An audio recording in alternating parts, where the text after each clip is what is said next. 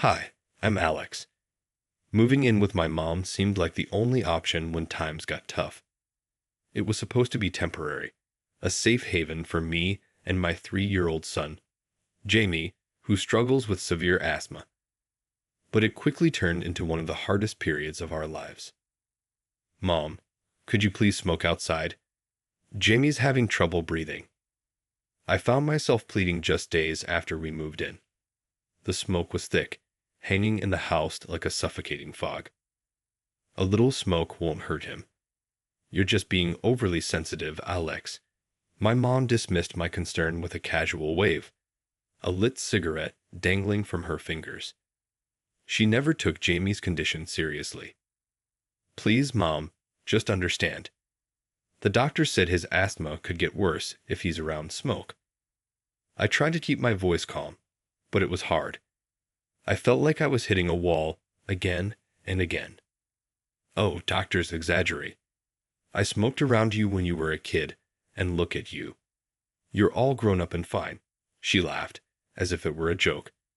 But it wasn't funny, not with Jamie coughing in the next room. A sound that tightened my chest every time.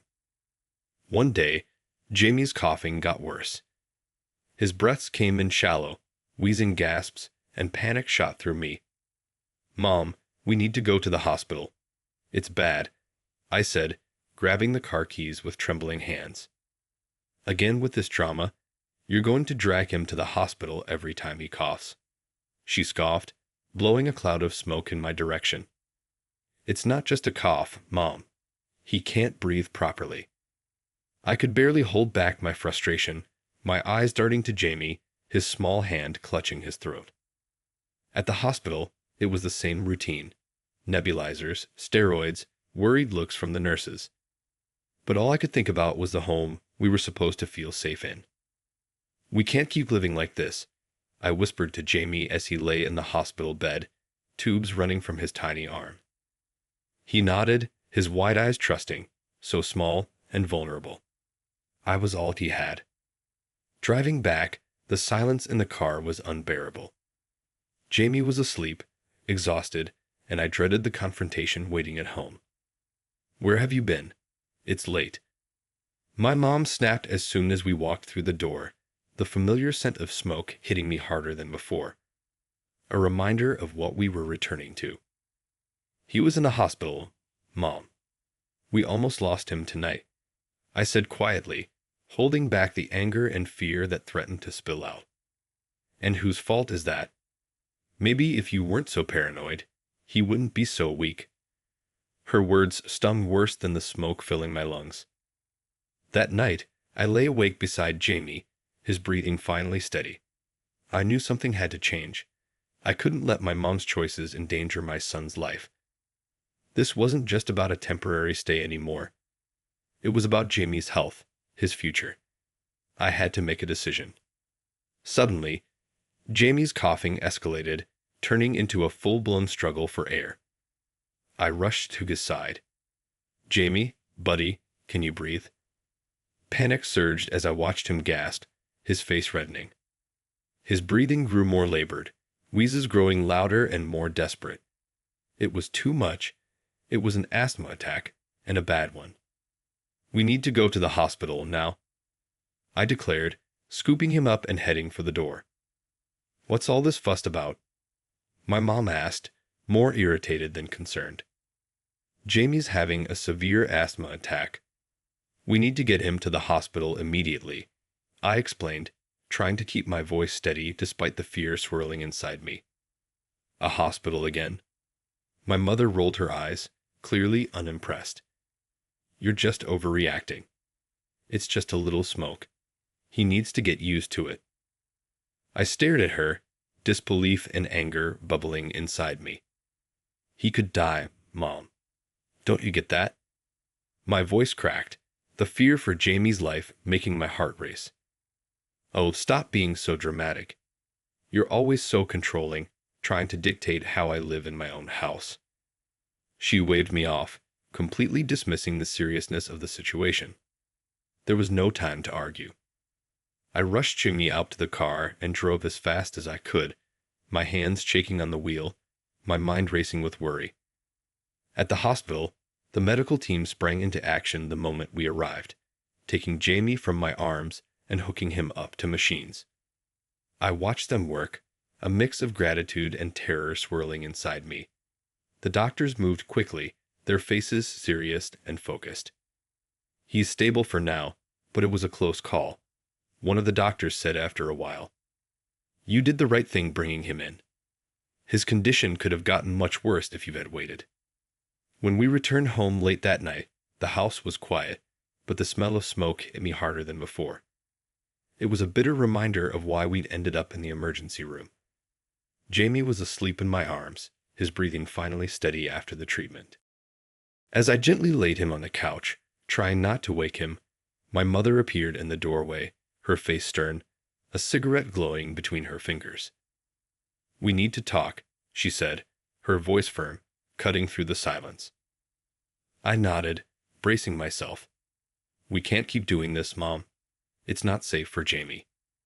She took a long drag from her cigarette, exhaling slowly, the smoke swirling around her. "I've made up my mind, Alex. I'm not changing my habits in my own house. If you and Jamie can't handle that, then maybe it's best if you find somewhere else to live." Her words hit me harder than I expected. "You're really going to choose smoking over your grandson's health? This is my home, Alex. I won't be dictated to on how I should live. Not even by you," she replied coldly. I looked down at Jamie, his small chest rising and falling peacefully, for now. A fierce protectiveness surged through me. "If that's your decision, then we'll leave. I won't let Jamie suffer because of your smoking." "Then leave," she said simply, as if it were the easiest thing in the world. I packed a few essentials, taking one last look around the house that had been my childhood home. It was filled with memories, both good and bad, but now it felt like a prison, one that could cost Jamie his health or worse. With Jamie still cradled in my arms, I stepped out into the cool night air. The local homeless shelter would have to do for now. It wasn't much, but it was a start, somewhere Jamie could finally breathe freely. At the shelter, I explained our situation, and the staff were understanding. They offered us a small room with clean bedding. It was stark and simple, but it was safe. As I tucked Jimmy into bed, wrapping the blanket snugly around him, a wave of emotions washed over me: relief, sadness, but also a deep, unshakable resolve. As Jamie slept soundly beside me, his breathing easy for the first time in days, I knew I had made the right decision. No matter how hard the road ahead would be, I would protect him. After all, that's what parents do. We make the hard choices, we sacrifice, and we do it all for love. A few days later, one of the shelter counselors, Maria, handed me a list of subsidized housing options. They prioritize cases with medical needs, so Jamie's condition might move you up the waiting list, she explained. "Thank you, Maria. I don't know what I'd do without all this help," I replied, a surge of gratitude filling me. Maria smiled and patted my shoulder. "You're doing great, Alex. It's tough, but you're not alone here." The support from the shelter community was overwhelming. Unlike my mother, these people didn't offer empty words. They provided real, actionable help. Other parents shared their experiences, offering tips on navigating social services, while the staff arranged workshops on financial planning and tenant rights. In the afternoons, I used the shelter's old computers to search for job openings. I needed something flexible enough to let me care for Jamie, but I was determined to rebuild our lives, but stable enough to secure our future. I applied to countless positions, from retail to administrative roles, anything that seemed like a potential fit. After one particularly tough day, filled with unsuccessful job interviews, I returned to the shelter feeling utterly defeated. That's when I found a note pinned to the door of our room. It was from a local business owner who often donated to the shelter. "Alex, heard you're looking for work. Stop by my shop tomorrow. Let's talk. Tom." That unexpected opportunity lifted my spirits. The next day, I met with Tom, who owned a small hardware store. He needed someone to manage the front end. We talked, and impressed by my eagerness and the determination he'd heard about from the shelter staff, he offered me the job on the spot. As weeks turned into months, our lives began to stabilize. I secured the job with Tom, and our names moved up on the housing list. Jamie's laughter became a constant, replacing the echoes of our past struggles. Life, with its new routines, work at the hardware store and evenings with Jamie, finally felt stable, something I hadn't experienced in a long time. But just as we were finding our footing, fate dealt another hand, this time affecting the person we'd left behind. One evening, after a long day of work followed by a joyful dinner with Jamie in our small room at the shelter, I received a call from an old neighbor. The news was shocking, though it felt like an inevitable conclusion to the path my mother had chosen. "Alex, there was a fire at your mom's house. She's okay, but the house is gone," the neighbor explained, her voice thick with concern and disbelief. A cold shiver ran down my spine. What happened? It was her cigarettes. She fell asleep with one lit, and the whole place went up. She's lucky to be alive.